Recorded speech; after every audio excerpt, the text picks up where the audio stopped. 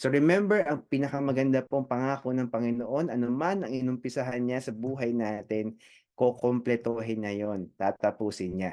Kaya nga po, it's always nice, when we begin with the end in mind. Yung mga magagaling po kasi ng mga negosyante, they have that thought pattern.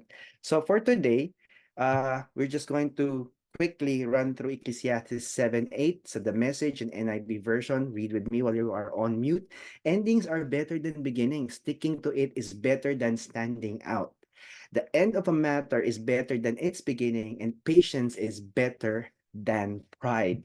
And may the Lord add, conviction to the reading of His mighty word and the power to release ang kapangyarihan nito sa ating buhay. When we have the end in mind, nakikita po natin yung dulo ng ating goal. So you have a goal and this is what is going to happen to you according to the will of God. We're not talking about goals here na galing sa ating sarili or galing sa kumpanya o galing sa uh, mga targets natin in the flesh. We are focusing right now on God and God alone, His plan for you and for me. Hindi po madamot ng Panginoon. Kaya nga sinabi niya, may destination ang kaluluwa ng taong namatay.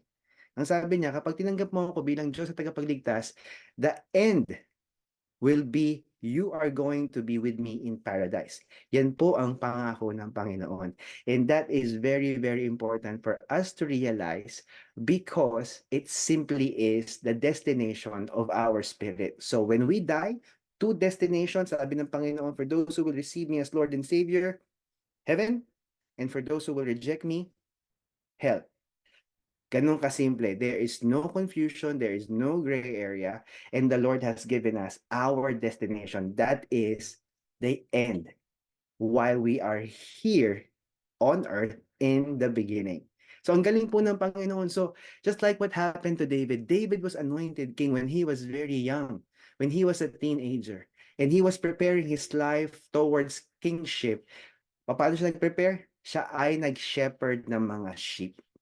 Ang unang tinrain niya ay hayop, mga sheep. Doon na-build ang leadership capacity and capability niya.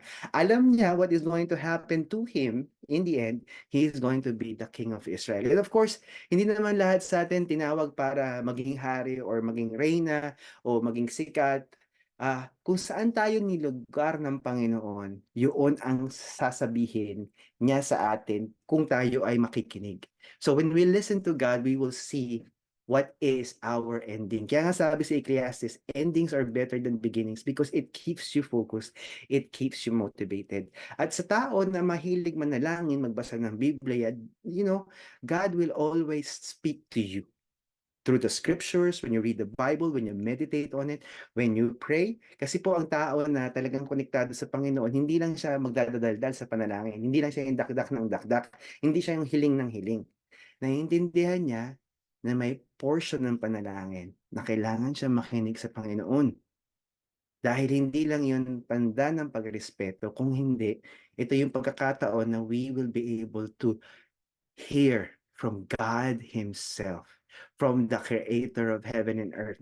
And hindi to mystical, okay? It's conversational. When you develop that relationship with God, when you start to obey the greatest commandment, which is to love Him with all of your heart, soul, mind, and strength, you begin that relationship with Him as Abba, as our Father, and then you would understand, like any good father, He will give you the blueprint of a successful life. Ngayon, iba po ang success sa Panginoon, iba ang success sa mundo. Ang success sa Panginoon, ang reward mo, hindi lamang sa mundong ito. Ang reward mo ay sa kabilang buhay. The 5 crowns I have mentioned before in my previous um, messages. Of course, you are saved, you are in paradise for the eternity of your being. And it is going to be absolutely amazing because that is a place and space that God has even promised mansions for you and I. Hindi siksikan na 40 square meter tapos 20 palapag yung bahay natin, no? Ang sikip-sikip, ang init-init. The Lord has promised us a glorious place, and that is one way of beginning with the end in mind. So pwede niyo pong malaman kung kailan kayo mamamatay. Because, God revealed that to King Hezekiah. If he would give that information sa iyo, when you will die, then that is great. That is absolutely brilliant. Even David asked God for grace, help me number my days. Para hindi natin sayangin ang ating panahon. Para hindi natin sayangin yung mga pagkakataon na wherein meron tayong opportunity na sabihin natin lahat ng mga magagandang bagay sa mga magulang natin, sa mga mahal natin sa buhay, hold natin to, tapos namatay sila, and then you will be filled with regret. That is the type of life that God is going to lead you.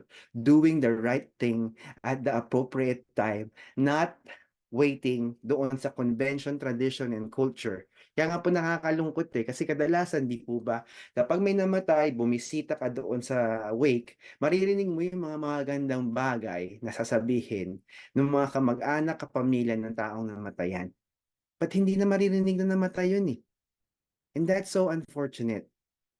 And the Lord will give you the ability to love, the ability to speak, the ability to tell the truth, the ability to say, salamat po sa buhay niyo, Nay, Tay. Salamat sa iyo, ate, kuya. Salamat sa iyo, bunso. O sa nakabata mong kapatid. O sa iyong guro na nagbigay ng inspiration sa iyo. Because that is how beautiful a lifestyle filled with joy is all about. So tuloy po natin ang ating mensahe. So sa mga may mga magulang po rito, get the opportunity, grab the chance na pwede niyo pa po silang kausapin, mahalin, at sabihin yung mga bagay na mga ganda sa kanila.